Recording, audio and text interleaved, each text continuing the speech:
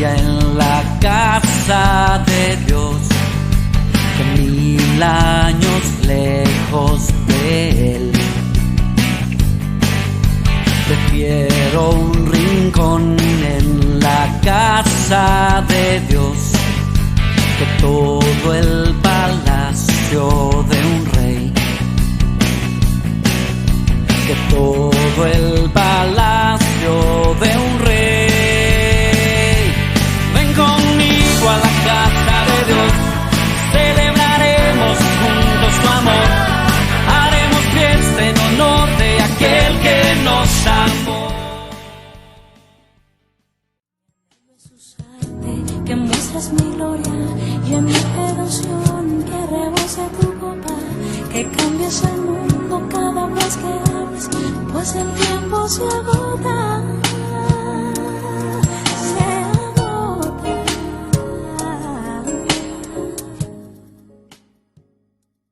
Y como venimos todos estos domingos leyendo y compartiendo acerca de las iglesias del libro de Apocalipsis, hemos comenzado con la iglesia de Éfeso, una iglesia que cuidaba su doctrina, una iglesia que era celosa de la enseñanza, de la predicación, pero que de pronto habían olvidado el amor a Dios, el amor a los hermanos, y el Señor trabajó con esa iglesia.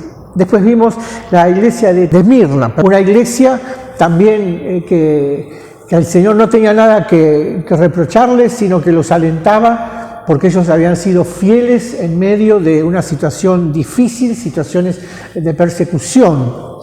Y en esta mañana nos toca ver la iglesia de Pérgamo.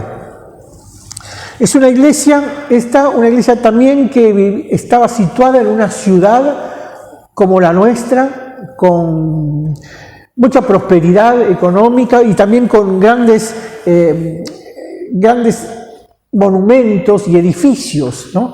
Y claro, en medio del Imperio Romano, en tiempos muy complicados, la iglesia también era perseguida y había mantenido su fidelidad, se había mantenido firme en el Señor, pero había algunas cosas que el Señor también quería corregirles, y es que para que no los persiguieran tanto, la iglesia había comenzado a ceder frente a algunas cosas que al Señor no le gustaban, ¿no? O sea, es como decíamos en otros tiempos, se estaba mundanalizando. O sea, la iglesia quería demostrar que, bueno, no somos tan diferentes a todos los demás, vivimos como todos los demás, y de pronto comenzaron a bajar la guardia. Eran algunas cosas que el Señor quería que fueran fortalecidos. Y de eso vamos a estar meditando en esta mañana. Dice Apocalipsis capítulo 2, entonces del versículo 12 al 17. Y escribe al ángel de la iglesia en Pérgamo: el que tiene la espada aguda de 2 filos dice esto: yo conozco tus obras y donde moras, donde está el trono de Satanás. Pero retienes mi nombre y no has negado mi fe, ni aun en los días en que Antipas, mi testigo fiel, fue muerto entre vosotros, donde mora Satanás. Pero tengo unas pocas cosas contra ti, que tienes ahí a los que retienen la doctrina de Balaam, que enseñaba a Balac a poner tropiezo ante los hijos de Israel, a comer de cosas sacrificadas a los ídolos y a cometer fornicación. Y también tienes a los que retienen la doctrina de los nicolaitas, la que yo aborrezco. Por tanto, arrepiéntete, pues si no vendré a ti pronto y pelearé contra ellos con la espada de mi boca. El que tiene oído, oiga lo que el Espíritu dice a las iglesias. Al que venciere, daré de comer del maná escondido y le daré una piedrecita blanca y en la piedrecita escrito un nombre nuevo, el cual ninguno conoce sino aquel que la recibe. Así que habíamos dicho que la ciudad de Pérgamo era una ciudad muy grande, con mucha población, y había 3 cosas importantes en esa ciudad, ¿no? O sea, uno era que había un gran templo de Zeus, el dios griego, ¿no? Donde la gente iba y rendía culto a ese Dios. También había una biblioteca con más de 200.000 pergaminos, que justamente se llamaban así porque esa forma de escribir los libros se originó ahí en la ciudad de Pérgamo, por eso se llama Pergamino. Y también tenía un templo dedicado a Esculapio, o a Asclepio, que era el dios de la medicina, cuyo símbolo, todos sabemos, era una serpiente, ¿no? Y a los cristianos le causaba cierto escozor porque lo asociaban, como nosotros sabemos, con la terminología bíblica, con el relato bíblico, donde la serpiente era un símbolo de Satanás. Pero así que en ese lugar donde estaba fuerte el templo de Zeus, y también había un culto de adoración al emperador, como en toda ciudad romana, entonces estaba esos cultos idolátricos, estaba esa biblioteca con todos los libros de filosofía y sabiduría griega de aquella época, y el templo del dios de la medicina, donde más que médicos recibidos de la UBA o de alguna otra facultad, eran generalmente brujos y magos, que a través de distintas pociones proporcionaban alivio a las personas, ¿no? A veces nosotros asociamos esas cosas pensando desde hoy, no, era todo oscuro, no. Piensen que nuestra medicina, aún la medicina contemporánea, tiene su origen en experimentos, en el hecho de tomar distintas plantitas y empezar a hacer infusiones, y sabemos que, es más, hasta el día de hoy, muchas veces nuestras abuelas, si ustedes recuerdan, decían, no, tomate un tecito de esto para el hígado y tomate un tecito de esto para el otro, ¿no? O sea, determinados yuyos o determinadas cosas que nos hacían bien. Bueno, eso, había un poco de eso, pero también había de lo otro, ¿no? Así que ellos estaban ahí y, como veníamos dicho, obligados a rendir culto al emperador, lo cual se negaban y evidentemente traía determinada persecución. Así que ese era el ámbito donde ellos tenían que estar, ¿no? Y el Señor se presenta frente a ellos como el que tiene la espada de 2 filos que sale de su boca. Nosotros siempre recordamos esto no solamente por la figura apocalíptica, ¿no? Sino, se acuerda, por el libro de Hebreos, donde dice que la palabra de Dios es como una espada de 2 filos que penetra hasta discernir los pensamientos y las intenciones, ¿no? O sea que Jesús se presenta acá como el que da la palabra y a través de esa palabra nos conoce. Por eso le dice a las iglesias, yo conozco tus obras, yo te conozco. Y a esta iglesia tan atribulada, porque fíjese cómo era su entorno, ¿no? O sea, qué difícil sería predicar el evangelio ahí. Es como nos pasa a nosotros. O sea, usted nunca escuchó o nunca dijo, no, yo quiero predicar en mi edificio, pero los vecinos son muy duros, o el barrio es muy duro, ¿no? O queremos testificar y la gente no responde, la gente está dura. Y claro, evidentemente siempre hay oposición a la predicación del evangelio, y ellos vivían lo mismo, ¿no? Fíjense que hasta inclusive algunos de ellos, como Antipas, dice acá el Señor, fue muerto. Pero lo que el Señor hablaba de esta iglesia, dice, yo conozco tus obras, ¿dónde estás?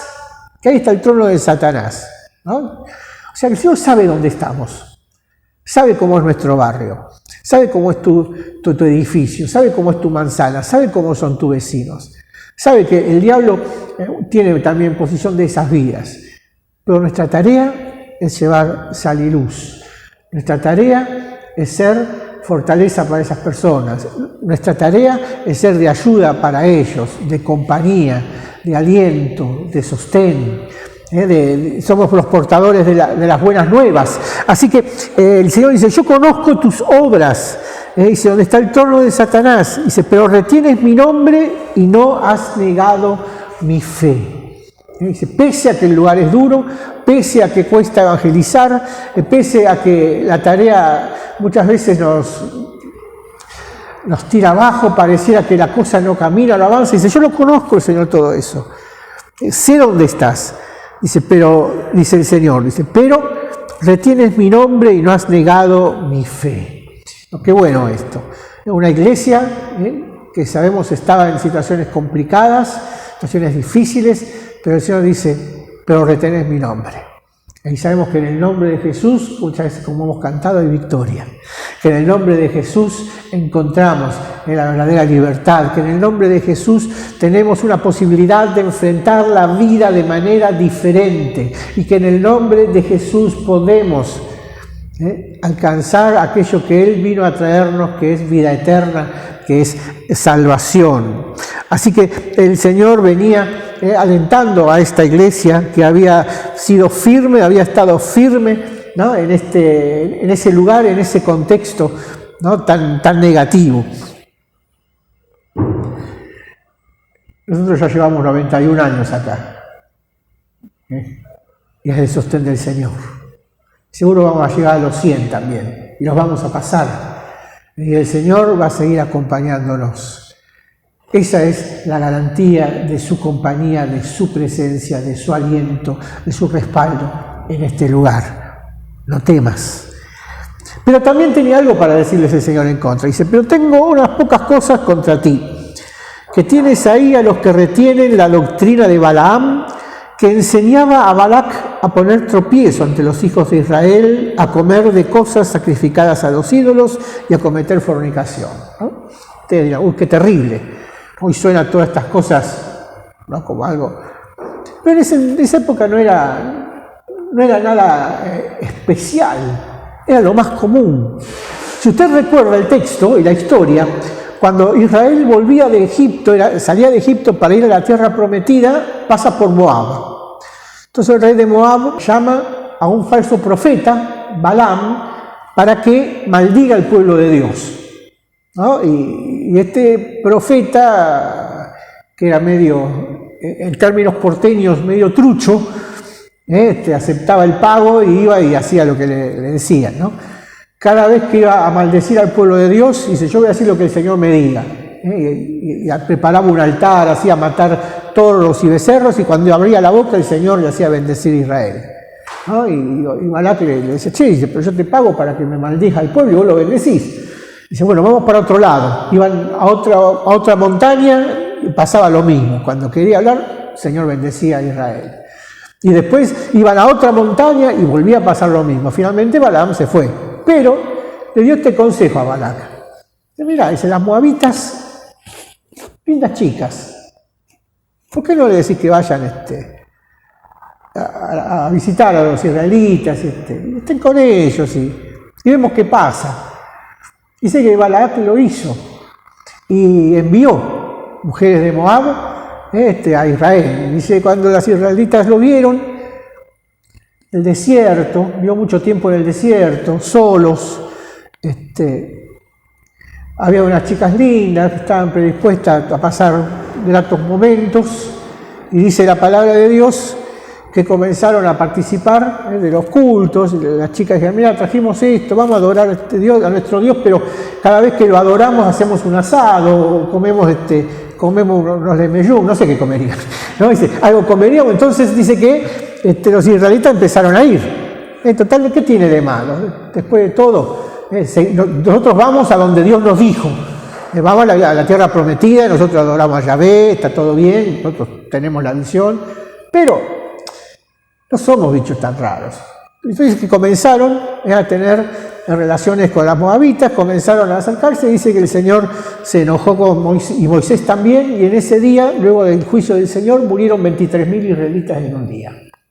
O sea que lo que no se podía hacer por la guerra, lo hicieron de otra manera. Israel fue diezmado, el pueblo fue diezmado por esto.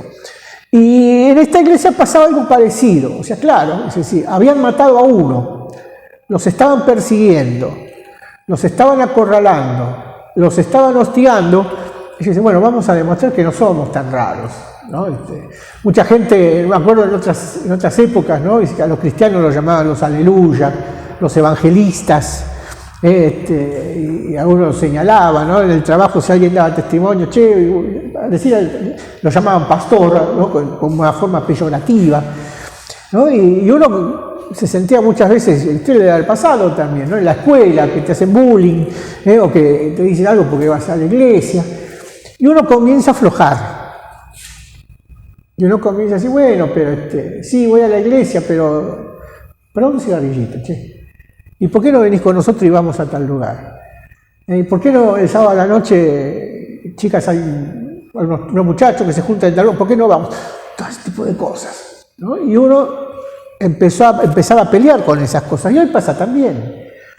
Hoy pasa también. La tentación está a la puerta, la cosa está ahí, ¿no? Entonces el Señor dice, cuidado, porque ellos comenzaron entonces para aflojar la tensión. Dice, bueno, vamos a hacer alguna que otra cosa, dice, así la gente viene a la iglesia. Vamos a armar tal o cual cosa, así tal evento, podemos hacer, así la gente ve que no somos nada extraños, nada raros. Esa es la forma en que ellos pensaban. Y el Señor dice, cuidado, tengo contra ustedes, dice que están empezando, dice, que retienen la doctrina de Balaam. Por eso la palabra en esta mañana nos advierte, cuidado hermanos, ¿no? O sea, estamos en tiempos donde lo inclusivo está de moda, la tolerancia son leyes, entonces vos tenés que, como es legal, vos tenés que ceder, pero cuidado, o sea, si alguien quiere algo inclusivo, le presentemos a Jesús. Jesús dijo, el que a mí viene no lo echo fuera, que es algo más inclusivo que eso no hay, pero para enseñarle. Si tiene un amigo trans, que tráigalo a la iglesia, le vamos a predicar la palabra de Dios. Si tenés una amiga que ella se ve y se concibe de una manera masculina, que venga a la iglesia, le vamos a predicar la palabra de Dios. Pero no para que continúe con su vida, sino para que entienda que en Cristo Jesús hay libertad, hay bendición, hay sanidad de todas esas cosas que están oprimiendo su cabeza, su corazón y su cuerpo, ¿no? Pero el Señor hablaba contra eso, así que en eso nos estaba llamando el Señor la atención a la iglesia de Pérgamo y nos lo llama también a nosotros en eso. Inclusive, si usted ve países donde el cristianismo es perseguido, pero perseguido, o dan la vida por Cristo. Pero muchas veces en los países donde la iglesia no es perseguida, donde la iglesia tiene grandes libertades y podemos hacer, muchas veces bajamos la guardia. Muchas veces nos descuidamos un poco. Venimos o no venimos, si hay cena, por ahí voy, por ahí no voy, si tengo tiempo, si no me aparece un imprevisto, si no me pasa tal cosa, comenzamos a bajar la guardia. Porque ahí está el trono de Satanás. El diablo sabe que si acá presenta 5 demonios lo vamos a echar. Pero sabe que se empieza a trabajar entre nosotros con pequeñas cositas, con pequeñas cosas que aparecieran que no son malas. ¿Qué tiene? ¿Qué tiene? Que hablemos como hablan todas las personas. ¿Qué tiene? Que te pongas, no sé, en la cara 50 cosas como tienen otros. Que te hagas cualquier dibujo en el cuerpo, ¿qué tiene? No tiene nada de malo. O sea, en sí mismo no es malo, pero el Señor dice, cuidado. ¿Qué es la motivación? ¿Qué hay atrás de todo eso? Y el Señor nos advierte de esto. O sea, no ser anacrónicos. No estamos en la iglesia de 1800, del siglo XIX. No, estamos en la iglesia del siglo XXI. Una iglesia con un montón de cambios también. Una iglesia que necesita releerse, reaprenderse en medio de este contexto tan cambiante que nos toca vivir. Pero lo que no cambiamos es la palabra de Dios. Lo que no cambiamos es la doctrina del Señor. Lo que no cambiamos es el mensaje de la cruz. Lo que no cambiamos es la alabanza a nuestro Dios, la relación personal con Dios, la búsqueda de Dios, el tiempo de oración. Eso no lo va a cambiar. Todo lo demás podemos cambiarlo. Pueden cambiar de pastor, pueden cambiar de músico, podemos cambiar el color del templo, todas esas cosas no hay problema. Pero la palabra de Dios es y será siempre la palabra de Dios para nosotros, nuestra regla de fe y conducta. Y terminaba diciendo al Señor, hablándole a esta iglesia, que la llamaba al arrepentimiento. Le decía, por tanto, dice, arrepiéntete. Interesante, porque si algo nos pasa de esto, si quizás algo te pasó, si quizás algo te está pasando, ¿no? Porque, seamos francos, nosotros nos sentamos, venimos acá a la iglesia, nos vemos todos un rato, nos conocemos, algunos de muchos años, otros de poco tiempo, pero en nuestra vida, en nuestra intimidad, solamente el Señor nos conoce. Y cuando vos te metés en tu cama y pones la cabeza en la almohada, eso es el Señor y vos. Cuando vos estás solo, sola en tu casa, con tu celular, eso es el Señor y vos. O sea, cuando uno está solo, sola, caminando por la calle, eso es el Señor. No, por eso, si alguna de estas cosas llegan, y uno dice, Señor, ¿cómo peleo contra esto? Dice el Señor, por lo tanto, arrepiéntete, arrepentite. Y la mejor manera de cambiar de actitud primero es arrepentirse delante de Dios. Saber que dice, bueno, Señor, tu palabra nos está diciendo otra cosa, así que me arrepiento de esto. Dice, arrepentite. Dice, pues si no vendré a ti, dice, y pelearé contra ellos con la palabra de mi boca. El único remedio es para cualquier conducta pecaminosa, es arrepentirse. O sea, ¿por dónde comenzamos de nuevo? A través del arrepentimiento. Y el Señor dice que Él vendría si no y ejecutaría su juicio. ¿Sabe? Balaam terminó muerto a filo de espada después de tanto tiempo también, ¿no? O sea, muchos, no solamente murieron los israelitas que transgredieron, sino Balaam mismo y los reyes de Moab también fueron vencidos por Israel. Pero el Señor hoy nos habla de cuidarnos entonces, de estar atentos, de estar juiciosos. La segunda forma de estar firmes y fuertes es escuchar la voz del Señor. El primero dice, arrepentite, y el que tiene oídos entonces que oiga en lo que estoy hablando, lo que el Señor está diciendo a las iglesias, lo que el Señor está mostrando en este tiempo, ¿no? Así que encontramos de vuelta esta fórmula que venía utilizando el resto de las iglesias, ¿no? El que tiene oído, oiga lo que el Espíritu dice. Es un llamamiento a escuchar la voz del Señor. Es un llamamiento a la búsqueda del tiempo con el Señor y de escuchar su voz. Y por eso también él hace esta advertencia. Ahora la pregunta es, ¿cuánto hace que no lees la Biblia, pero una buena leída de Biblia? No los versículos, ni tampoco el calendario. Vio que tenemos en el almanaque ahí en la hojita la buena semilla, saca el almanaque, lee el versículo del día, ya está, ya lee la Biblia. No, cuidado, no descuides la lectura de la palabra de Dios, no la descuides.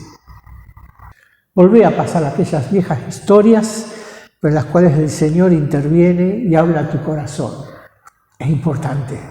Si tenés oídos para oír, ojos para ver, oí y mirá, lee lo que el Señor nos dice en este tiempo. Y no solamente dice eso, sino que también nos llama algo muy interesante. Dice que nos iba a dar una piedrecita, ¿no? Dice, al que venciere le daré una piedrecita blanca, y en la piedrecita escrito un nombre nuevo, el cual ninguno conoce sino aquel que lo recibe.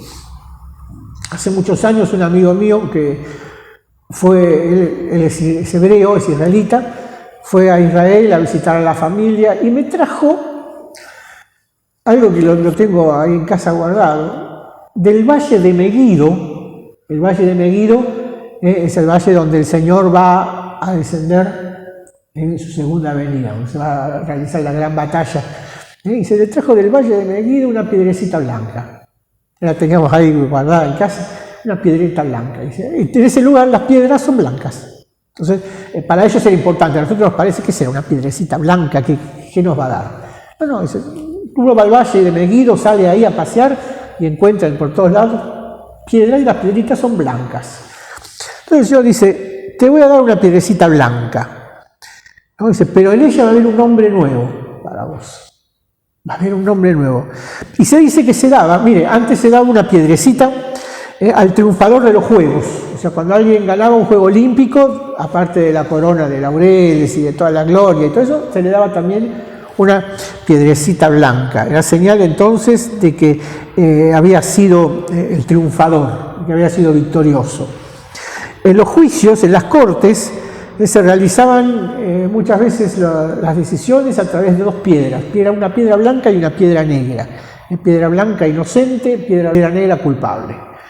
Así que también era símbolo de la inocencia, de la pureza, de ser libre de aquello sobre lo cual lo acusaban o otros decían de él. Y también la piedra blanca era símbolo de amistad.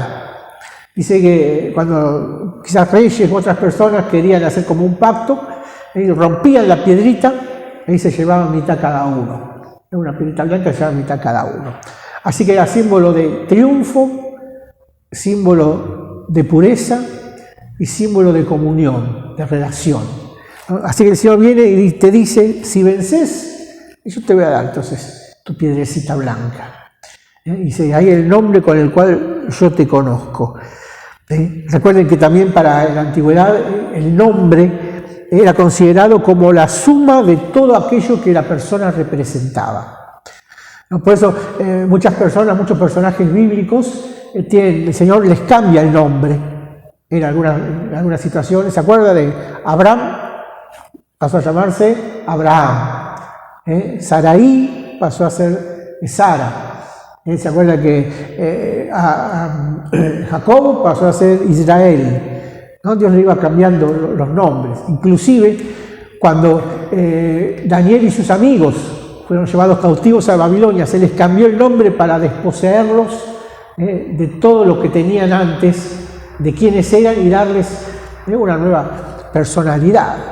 O sea, el nombre de la antigüedad representaba eso. Si usted recuerda, los hijos de Noemí, que eran personas que se enfermaban, que tenían determinadas enfermedades bastante graves, Kelión y Malión, y significaba uno quebradizo y el otro enfermizo. ¿No? O sea, el nombre representaba la suma de lo que era la persona. Y Jesús dice, bueno, yo te voy a dar una piedrita con un nombre nuevo, que lo vas a saber solamente vos. Es la forma en que nos vamos a relacionar, una relación personal, una relación nueva, conocidos como somos conocidos por Él. ¡Wow! Grande el Señor, ¿no? Así es como Él nos va a llamar. Por eso, en esta mañana, el Señor no nos va a dar una piedrecita, nos va a dar un pedacito de pan y una copita. Y a través de ese pan y de esa copa, también va a hacer un pacto con nosotros. Y cuando lo tengas en tu mano, si alguna de estas cosas, si ves que estás aflojando en tu vida cristiana, si te sentís que empezás a diste lugar a otras cosas, si estás viendo que quizás necesitas una inyección, no una vacuna moderna ni una soviética, ¿no? Necesitas una inyección de espíritu del Señor. Esa con una dosis sola basta. Dice, buscalo en esta mañana. Dice, antes de tomar el pan, antes de tomar la copa, decirle al Señor en tu corazón, si tenés algo de qué arrepentirte, Señor, me arrepiento de esto. No lo quiero más en mi vida, sacalo. Ayúdame a pelear contra estas cosas. Y el Señor va a darte la piedrecita blanca de la victoria.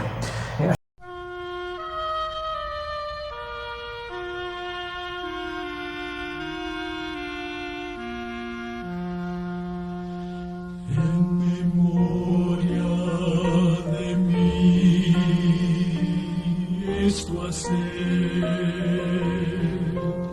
es mi cuerpo comer este pan, en memoria beber mi sangre, por todos derramo yo,